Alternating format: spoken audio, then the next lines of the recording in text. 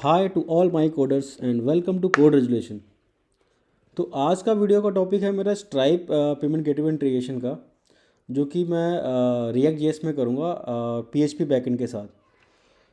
तो सबसे पहले मैं स्टार्ट करता हूँ। पहले मैं अकाउंट बना लेता हूँ, developer account. Developer account already मैंने बना रखा है, तो मैं जस्ट साइन इन कर लेता हूँ।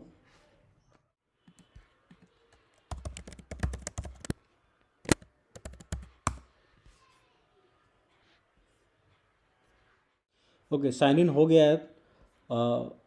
उसके बाद मैं पहले तो मैं यहाँ पे एक सेटअप कर लेता हूँ अपना एक डेमो प्रोजेक्ट रिएक्ट का। npx create react app stripe demo। Okay, जब तक मेरा प्रोजेक्ट सेटअप हो रहा है तब तक मैं आपको एक फ्लो दिखा देता हूँ। तो यहाँ पे आपका ये डैशबोर्ड खुल गया है। यहाँ पे आपका डेवलपर्स में जाओगे आप, यहाँ पे डेवलपर्स पे, यहाँ पे जाके आपको एपीआईज की ओपन करना है। ओके, तो प्रोजेक्ट सेटअप हो चुका है। अब मैं एक बार इंपोर्ट कर लेता हूँ प्रोजेक्ट को।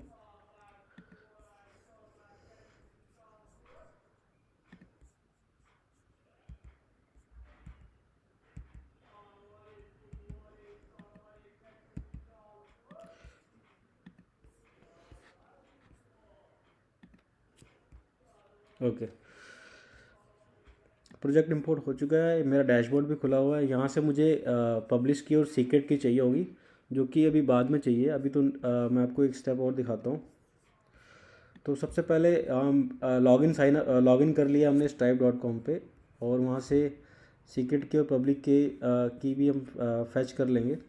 और उसके बाद फिर मैं एक बार इस पे चला जाता हूँ, उसके डॉक्यूमेंटेशन साइट पे।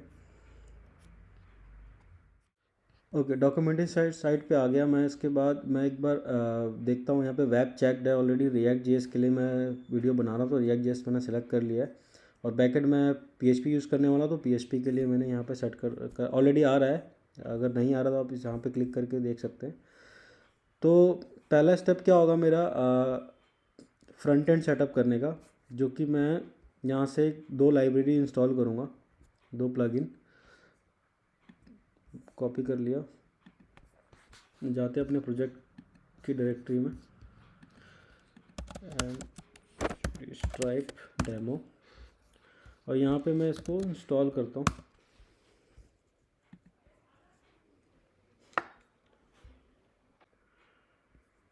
ओके, तो दोनों लाइब्रेरी इंस्टॉल हो गई हैं मेरी इसमें, मेरे प्रोजेक्ट में। तो नेक्स्ट मैं क्या करूँगा, दोबारा से मैं उस पर जाता हूँ साइट पे, और यहाँ पे मैं देखता हूँ उसके लिए मुझे क्या करना है। फ्रंट एंड के लिए मुझे यहाँ पे दो फाइल क्रिएट करनी है, जेएस की और एक सीएसएस की।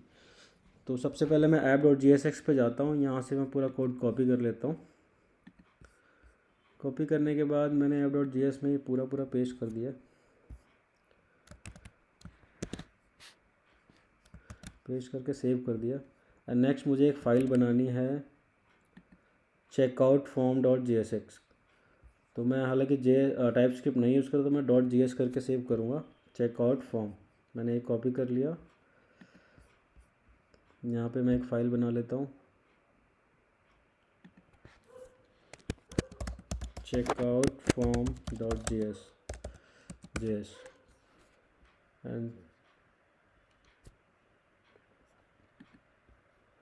एंड पेस्ट कर देता हूँ as it is, and save कर दिया। ओके, सेव करने के बाद एक बार दोबारा जाते हैं, वहाँ पे CSS उठा लेते हैं यहाँ से। तो मैं इंडेक्स CSS में डाल देता हूँ फ़िलहाल। आप सेपरेट भी सेव कर सकते हैं इसको, बट मैं अभी फ़िलहाल मेरा डेमो प्रोजेक्ट है, तो मैं कहीं पे भी CSS डाल देता हूँ उसको। मैंने सेव कर दिया। अब आते हैं दोबारा से, इसमें क्या है। ओके, तो मैंने app.js कर लिया है। app.js की फ़ाइल सेटअप कर दी है। उसके बाद चेकआउट फॉर्म हो गया है, CSS हो गया है। ठीक है, तो फ्रंट एंड में तो इतना ही है अभी यहाँ से फ़िलहाल। और एक बार मैं अपने इसको लॉन्च कर लेता हूँ, प्रोजेक्ट को। लॉन्च करने से पहले मुझे एक बार इसको देख लेता हूँ app.js में। ओके, तो app.js में सबसे पहले तो मुझे एक पब्लिश की यहाँ पे डालनी है अपनी, जो कि मैंने अभी डैशबोर्ड पे दिखाया था आपको स्ट्राइप के। तो यहाँ से मैं रिप्लेस कर देता हूँ अपनी पब्लिश की से। तो मेरी पब्लिश की कौन सी होगी, जैसे मैंने बताया था डेवलपर में गया मैं, API की में जाके यहाँ से पब्लिश की आ गई है, यहाँ पे क्लिक करके कॉपी कर लिया एंड यहाँ पे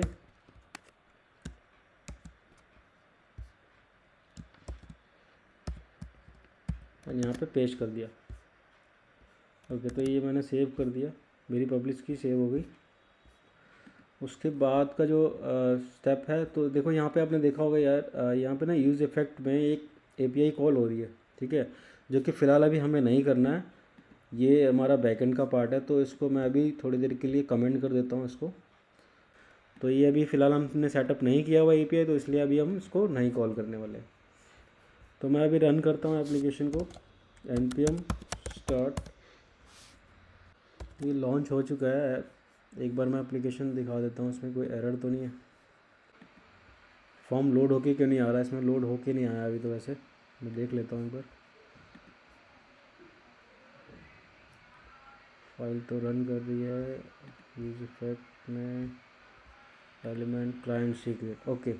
तो यहाँ पे एक चेक लगा हुआ है क्लाइंट सीक्रेट का। क्लाइंट सीक्रेट अगर नहीं मिलता है तो ये कंडीशन लगा रखा है, तो ये लॉन्च नहीं कर रहा है, इस वजह से इसमें ब्लैंक आ रहा है। तो इसको अभी फ़िलहाल कमेंट करके मैं देख लेता हूँ डायरेक्ट इसमें कुछ शो कर रहा है या नहीं कर रहा।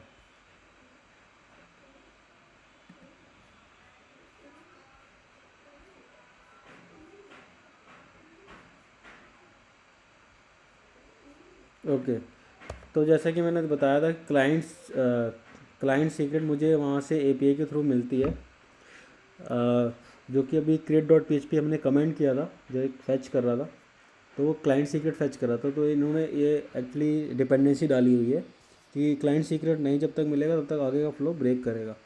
तो इसके लिए अभी अभी क्या करना है, हमें बैकएंड भी सेटअप करना पड़ेगा साथ साथ। तो मैं क्या करता हूँ, सबसे पहले मैं एक बार वेबसाइट पे चला जाता हूँ इनकी, और यहाँ पे एक PHP का भी इन्होंने दिया हुआ है एक, हाँ ये रहा, install the stripe PHP library.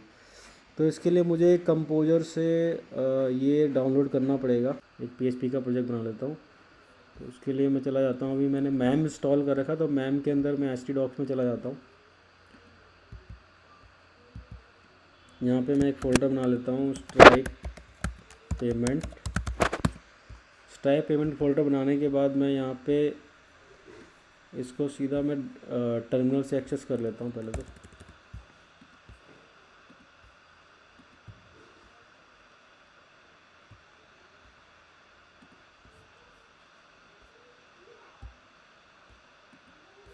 Okay, तो cd application slash stripe payment. Okay, तो मेरे टर्मिनल पे तो ये कंपोज़र मैंने इंस्टॉल कर रखा है पहले से। तो आपको अगर कंपोज़र नहीं आता है कंपोज़र लिखने पे, तो आप इसको एक बार इंस्टॉल कर लेना, ब्रू इंस्टॉल कंपोज़र करके, इसका कोड है। तो कंपोज़र से मैं इंस्टॉल करता हूँ, सेम कमांड कॉपी कर लेता हूँ, और एक बार अपने प्रोजेक्ट डायरेक्टरी में जाके PHP के composer require stripe slash stripe -PHP में इसको पेस्ट करके एंटर कर देता हूँ। और ये मेरा डाउनलोड कर दिया यहाँ पे वेंडर एंड स्ट्राइप का जो भी लाइब्रेरी है। अब मैं चला जाता हूँ एक बार VS कोड में, इसको अपना PHP प्रोजेक्ट भी इंपोर्ट कर लेता हूँ पैरेलली। तो PHP प्रोजेक्ट मेरा कहाँ है, एप्लीकेशंस में, मैम्प में, htdocs के अंदर स्ट्राइप पेमेंट मैंने इंपोर्ट कर लिया है। ओके, उसके बाद में अपने ही इसी प्रोजेक्ट में PHP के मैं एक फ़ाइल बना लेता हूँ create.php। तो उसके लिए अभी इस डॉक्यूमेंट के अकॉर्डिंग यहाँ से मैंने एक create.php का कोड उठाना है पूरा, जिससे हम ये रिट्रीव करने वाले हैं, जो हमारा क्लाइंट सीक्रेट की है वो रिट्रीव करने वाले हैं। तो सिंपली मैं यहाँ से कॉपी कर लेता हूँ, यहाँ पूरा पेस्ट कर देता हूँ, और पेस्ट करने के बाद यहाँ पे हमें एक अपनी सीक्रेट की डालनी है, जो कि पब्लिश की नहीं है, जो कि सीक्रेट की है। अभी डैशबोर्ड में आ जाते हैं वापस।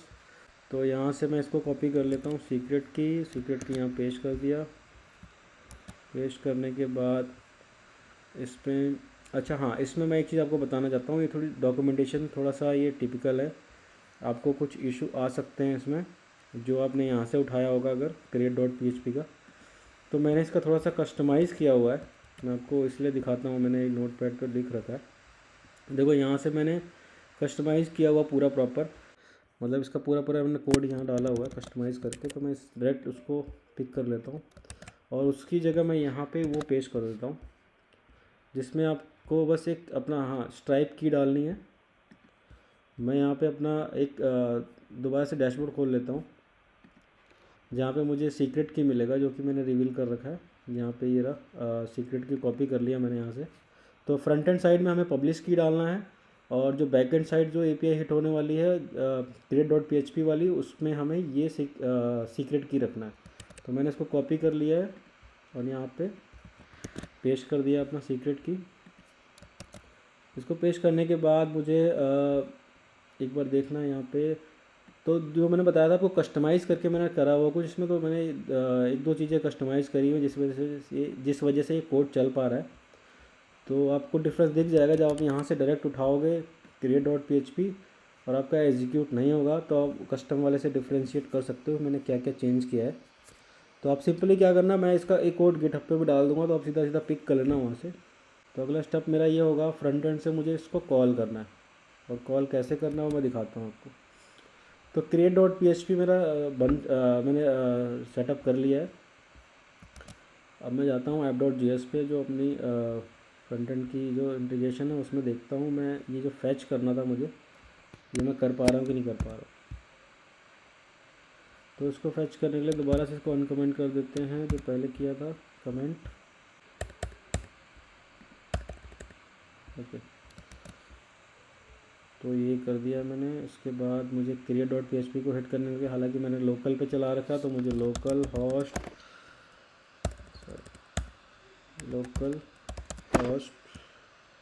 $8888 पे चला रहा हूँ, /right -payment /create.php as it is है http। तो मुझे ये हिट करके यहाँ पे पोस्ट करना है क्या, अपना एक एक्स अमाउंट जिसको मैं चार्ज करना चाहता हूँ थ्रू द क्रेडिट कार्ड। तो क्रेडिट कार्ड से कोई भी वैल्यू आपकी, जैसे सपोज़ आपने वो स्टेट में रख रखा है या अपने कार्ड के थ्रू पेमेंट कराना चाहते हैं उस अमाउंट का, तो आप उसको एज ए वेरिएबल में स्टोर करके यहाँ पास कर सकते हो। फ़िलहाल मैं as it is numeric value डाल रहा हूँ, जैसे मैंने 100 डाल दिया। तो हाँ, एक चीज़ ध्यान रखना, अगर आपको कोई अगर आप डॉलर में चार्ज कराना चाहते हैं, जैसे सपोज़ $1, तो $1 एज इट इज़ नहीं जाएगा एज ए 1, उसको आप मल्टीप्लाई करके 100 से डालेंगे, सेंट में जाता है।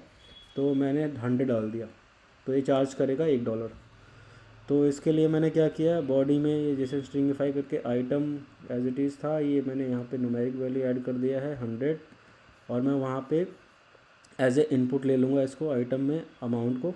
तो मैं आइटम्स के अंदर मेरा एक ऑब्जेक्ट बनेगा, मैं ऐसे करके भेज देता हूँ, एरे नहीं बनाता हूँ, मैं बनाता हूँ अमाउंट, और मैं इसके अंदर 100 पास कर देता हूँ ऐसे। तो स्ट्रिंगिफाई करके मेरा आइटम्स में अमाउंट चला जाएगा।